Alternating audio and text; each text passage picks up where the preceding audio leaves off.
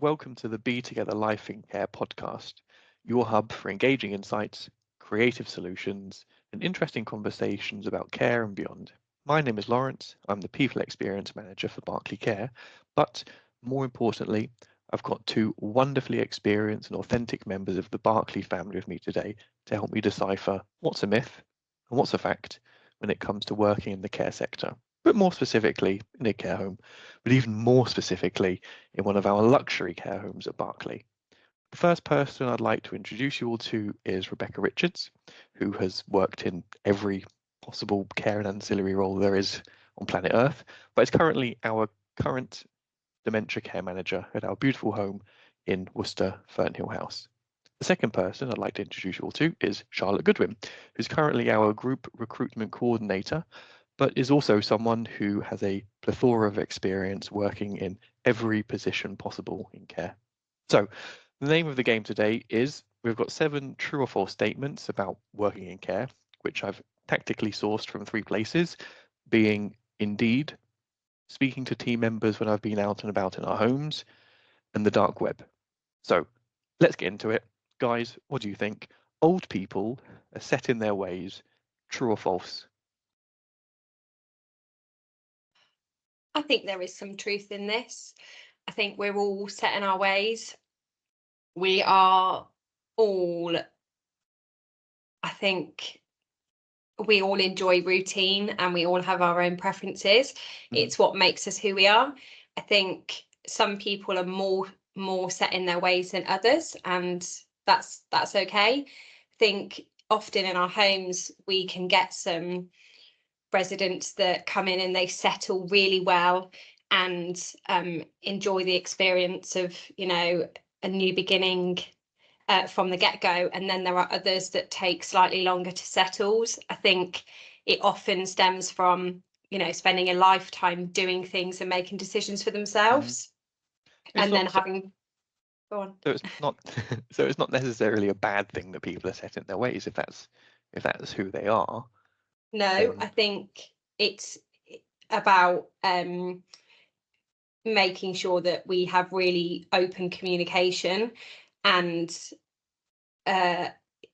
getting to know, really delivering person-centered care to get to know residents so they can trust us and we can deliver care and assist them in a way that isn't too unsettling, but it suits them and it meets their needs. I think I've learned an awful lot actually about the way that I care for people, just because I think it's very easy when you go into a role in a care home and assume that that everyone is going to be the same or need the same sort of care.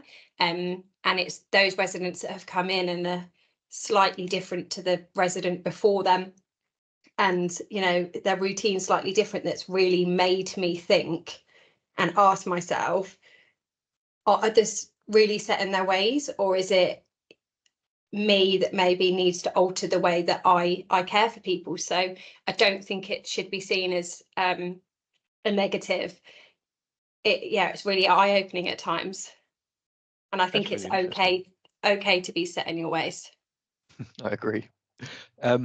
Next up, true or false? It's all about personal care and residents laying in bed all day. That's all it is, working in a care home. That's a myth. Residents move into care settings for all different reasons. Here at Fernhill and the rest of the Berkley homes, we pride ourselves on person-centered care. So we actually encourage a happy and active life. Obviously, that's not for every resident, which is why it's person-centered. We've got in-house activities, social outings. Our residents have got a better social life than me. So if I was a resident, for example, and I came to Fernhill House and I was like, all I want all day is caviar and champagne brought to me whilst I lay in bed. How possible is that? You will have caviar and champagne brought to you all day in bed, Laurence. Love it. When can I move in? This one links nicely to the next myth or fact. So you're so busy you don't get to even create personal connections. I think it's really easy to assume that because often people work long hours, that your days are really busy. I think there's a preconceived idea that many have, that you come in and there's not many staff, or you have lots to do. I think what we do at Berkley is really encourage our staff to get involved and to build relationships with our residents and other members of staff. We appreciate, that some shifts are long, and it's really important to kind of have a home from home for both our residents and our staff. I think it's a really social company, so there's lots of activities that happen in the home that allows staff to get to know residents on a more personal level and spend time with them, to allow you to build personal connections and really know what they enjoy, what they don't enjoy. I think staff as well is, they get to, I'm trying to think back to my experience at Leicester House when I was in a direct home, that I built really good connections with residents and other members of staff, because sometimes, although it can seem long and quite busy, I spent lots of time at work. So it's really important for me to know that I've got other staff that I can have conversation with when I'm on my break, or it's really good to get on with them, so, and know more about them, that you trust each other. And when you're working so closely, especially in a care environment and looking after others, it's really important to create personal connections, so you're on the same page.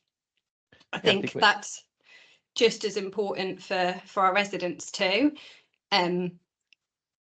You can be busy at certain points of the day, but you're not overly busy. I think other care homes might have kind of a dual role when you're employed in care, but for us, we have lots of different departments, and so if you're employed as a care assistant, you do the role of a care assistant. We've got events, we've got hospitality, so everyone kind of does their own thing, and you're not expected to do a dual role. You're there to get to know our residents and really make them feel like they're at home. For the social aspect and personal connections, for me, now I'm not in a home, Berkley are really social. So last year we launched our first Berkley Awards, which was really great for all of the homes. I think there was about 200 people, and it was really great for the homes to get together and put names or faces to names, to say, oh, you're an admin from another one, you've been supporting me, and really get to know each other. So we've got another one coming up this month, and it will be the same. I think we really want to do things for staff and for our residents to build connections, regardless of how busy your day might look. It's about ensuring we're not too busy, that we don't lose our personality and the relationship we have with others, our person-centered care. I think you're right. I think it's the type of people who work in the care sector doing the hours that they do. It's kind of difficult not to create personal connections with each other, or with residents, for example, because you do spend so much time with them. So you're only ever going to end up creating those connections. Next up, yay or nay, there's no such thing as a career in care. I think this is a nay for me. I think you can make a career out of any job role if you really want to. I do think there's a perception of carers or working in care is not a career. which I completely disagree with. In my personal opinion, it's the best career. It's a career that's, you make a difference every day. It comes with its challenges, as does any job, but I absolutely disagree that it's not a career. I would also disagree, just purely based on your experience and your personal professional journey at Fernhill House as well, working from, obviously all of the different type of ancillary roles to then dementia lead and dementia care manager. So there certainly is a career in care, and I'm sure that you'll go on to make a brilliant care manager. Oh, thank you, Laurence. So next one, only women work in care. True or false? Yay or nay? Thumbs up, thumbs down. I think there are lots more women that work in care than men. At Berkley, I don't think it's because of any other reason apart from how men and women are or view care, and what sort of skills they might need or who might be best suited. We have I think just over 15% of our workforce are men, and it is increasing. I work in recruitment and I get a high number of men applying as I do women.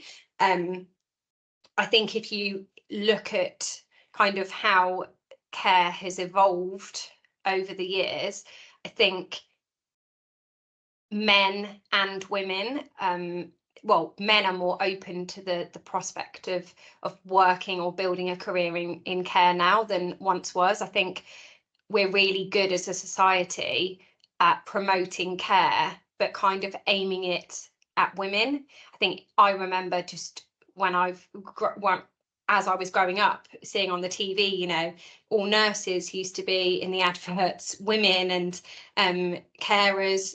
Care is very marketed very well at women, and I think it's about especially with Berkley, to say there are lots of different options as to how you can get into care, and come and give it a go and see what it's about, because there are lots of skills that men can offer that will be different skill sets to women. And I think the variance of having both men and women in care homes is really important for our residents. I agree, and I think it's a bit of a random question to say, do you want to come work in care?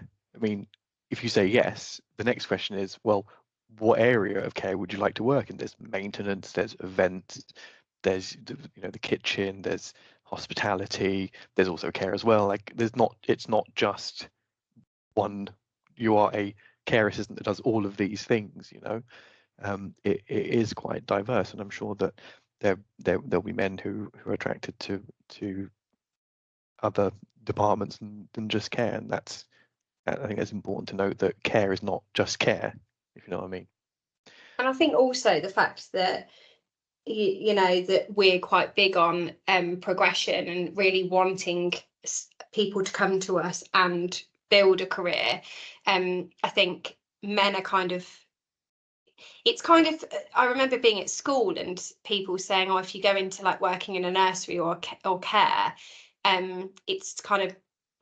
it just wasn't sold as being that attractive, as Beck said with the career question, that it's for men. I think as a society we're really good at kind of saying that you need to go out, find a job and be the breadwinner, and I think now times have changed, and we offer opportunities to learn a skill as well through us. So if we have men come in and they say, we really want to work for you, it's about saying, okay, how can you learn, how can you progress, and how can you we want them to stay, and we want them to apply and know that it's not just stereotypical care from 30 years ago.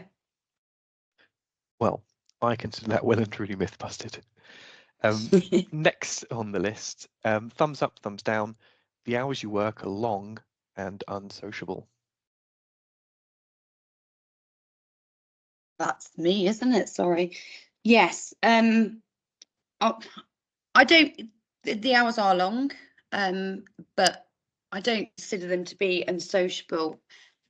A lot of the 12-hour shifts that choose to work, because there is that opportunity, you don't have to work 12 hours in care.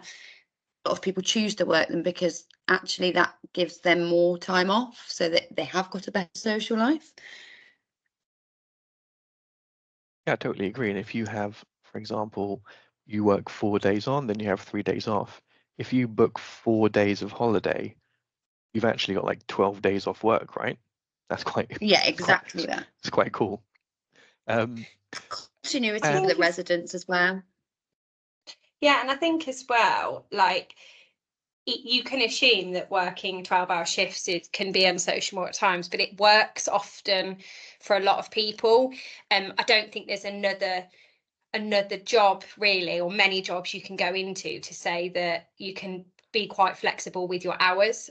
We do offer, half shifts if you don't want to do the longer days and then work more days. But in my experience, although you say it's 12 hours and people might say they've got to work an alternate weekend, it allows them to have, like you say, Bex, more days to themselves. I live a day off in the week as well. And I think working weekends some people do want to just work weekends. So what seems unsociable to some doesn't to others. It really works. And I think that's what care offers, the flexibility of kind of having a bit of an alternative rota to one you'd have with a 9 to 5 job where you're working less hours but more days. Totally agree. All right, both. Lastly, pinch of salt or grain of truth. Care homes smell like urine, and they're just places to go at the end of your life. I don't think they are places that you go at the end of your life. We obviously, some people do come here and spend their last few years with us. We also have people that come on respite. I think that perception again of a care home, like that says, is you go there to die, as people say. It absolutely is not the case. Yeah, and that's my experience too. I think Bex works at a really, really fun and social home at Fernhill. I remember that, and I'm only in my 30s, that before my interview at Leicester House, I remember having this preconceived idea of what care was like, and I thought the same, that it's kind of quite dark. People go there and they are coming to the end of their life, and it almost had like a particular smell. I think times have changed a lot now, where I remember walking into Leicester House and thinking, wow, this is almost like a hotel. And it wasn't what I thought a care home was supposed to be like. And it wasn't too long ago that I was, I don't know, in a care home visiting someone. I think we invest more as people now into what end of life care, or where we go to live after retirement. We think more about what we want, and there's a higher demand for care homes to kind of be a bit, or think outside the box and say, hang on, lots of residents come to care now for companionship, or to to have some support, but to really start living again, instead of coming we've had people and being nursed. Yeah, we've had people that have come here because they are very unwell, and actually they've got better, they've gone home. They've come to us again, but it's not, I think that perception is definitely wrong and outdated. I've seen that too, Bex. It's almost like it's a new chapter. It's not the end of your life. It's just another chapter in your life. And personally, when I've been around all of our care homes, people are having a good time. Like, people are having fun. Yeah. Like, you get to stroke donkeys, you get to play with pigs. Like, it's fun. Like there's things going on. There's like people are living well and thriving, you know. Brilliant. Thank you both so much for sharing your thoughts and experience, and I really genuinely hope that anyone who listens to this, who even has a shred of doubt about coming to work in the care sector, now knows actually it's an interestingly fun place to work, made even more so the case by knowing they could be working with absolute gems like you two. So that's it for this episode. Thank you very much, and I'll see you next time. Thanks, Laurence. Thank you.